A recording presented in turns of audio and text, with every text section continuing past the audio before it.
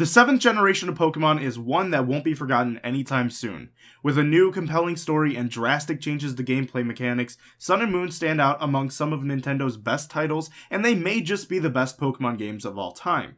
The new radical Pokemon designs are what I love most about the games, and there just aren't any underwhelming designs and everything feels so fresh to the series. I like them all so much that it was really hard to narrow it down to just 5, but after a lot of thought, I finally made up my mind, so I would like to share this list with you. These are my top 5 Generation 7 Pokemon. I picked Pokemon Moon, and while I really love Drampa, I actually prefer the Sun-exclusive dragon, Terminator. With the mixed Fire Dragon typing, Terminator has a lot of great offensive options without having to compromise its defensive game. Running Shell Smash while investing entirely into hit points and special defense makes Terminator a huge threat in both online play and single player. Stats and implications aside, Terminator is just so goddamn cool. It's one of the only 2 Pokemon in the entire game to proudly rock that Fire Dragon typing, the other being the Gen 5 legendary Reshiram. Not only that, but Terminator also sports an explosive design that's very reminiscent of the magma that formed the islands of Alola. It truly feels like it belongs within the region. In Generation 5, the bug type actually emerged as one of my favorite types, so when I saw Grubbin, I knew I just had to have it.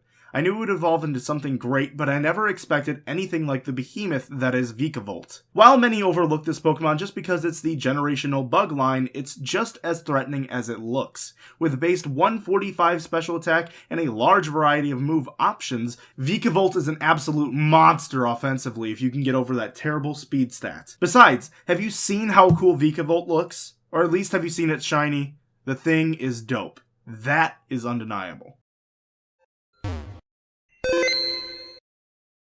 Now, I'm not typically one to appreciate spiders. I get they're the predators of nuisances such as mosquitoes, but the damn things scare me half to death. Despite that, Galvantula and Ariados are actually among my favorite Pokemon ever, and Araquanid may as well go up there too.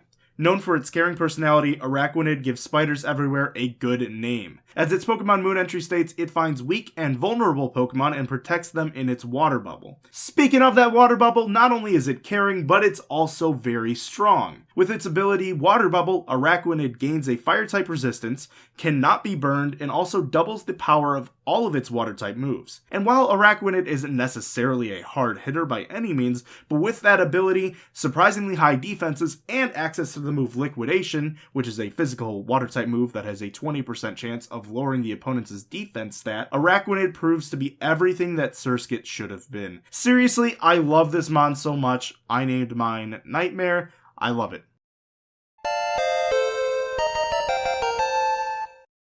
Kamala is a pretty serious threat in the meta thanks to its ability Comatose, which prevents Kamala from gaining any status conditions because it's already considered to be asleep. Although this has a few fallbacks such as taking super effective hits from both Dream Eater as well as Wake Up Slap, and also not having access to the Chesto Resto method of regaining health, Comatose allows Kamala to sit back and set up without having to worry about receiving any status condition. Although its defenses are its weak point, having Kamala hold an Assault Vest while investing fully in defense and attack allows it to live a hit or two. For the Assault Vest, it has some good options in its move pool. Kamala actually becomes a good counter to common set of Pokemon. It learns Brick Break, which will allow you to break any screens that your opponent may set up, Rapid Spin to get rid of Spikes, Stealth Rocks, Toxic Spikes, U-Turn for when you want to just get an easy switch out, and Wood Hammer for straight, hard-hitting damage. Alternatively, Kamala can learn Stockpile, which is typically on the set that I run.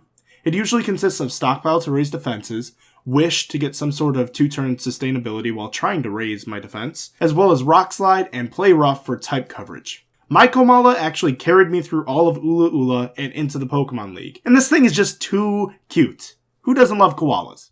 Let's take a break from the countdown for a minute. Now, this is usually the point where people would take time on their list to give their honorable mentions, things that just barely didn't make the cut, but were still believed to be worth mentioning. Instead of doing the conventional honorable mentions, I decided to gather the opinions of my friends and share with you what their favorite Pokemon from this generation was. They are in no particular order, and everybody named one single Pokemon, so here's the list. Crabrawler, Alola Ninetales, Beware, Wishy-Washy, Komodo, and Golisopod. Before returning for my number 1, I just wanted to give my friends a big thank you for sharing their favorites with me so that I could use them for this video. You guys are awesome. Thank you for helping out.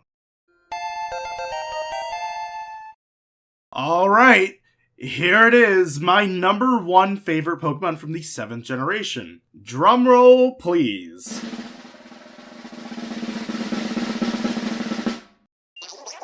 Yep, Pyukumuku is my favorite Generation 7 Pokemon. Honestly, it was a really tough choice between Kamala and Pyukumuku for the number 1 slot, but you could see which one won the spot in my heart. No shits or giggles when I say that I really love this thing, and let me guess, you guys are probably expecting something a bit more obvious, something like Mimikyu, Mudsdale, Rowlet, maybe even Toxapex, considering how much I've been talking about competitive implications. But no, this isn't a prank. I really love Pyukumuku. It's weird too. I didn't have a chance to use it in my playthrough because there's really no way I could have.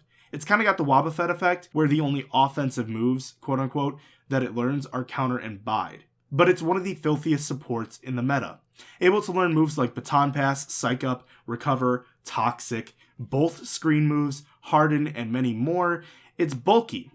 It's bulky, it's great. There's a lot you can do with this. Even if it can't get a turn or two in to set up and you get killed in one hit, its ability Innards Out will ensure that the target who O-code Pyukumuku will be taken down with it. Competitive aside, the damn thing is just cute, or at least, come on, give it credit, cute for a sea cucumber Pokemon. Something about it just speaks to me. Pyukumuku is so charming and so adorable. And don't even get me started on that cute little Pyukumuku tossing minigame on Hano Beach. That's honestly where I grew to love Pyukumuku. Well, I hope you guys enjoyed.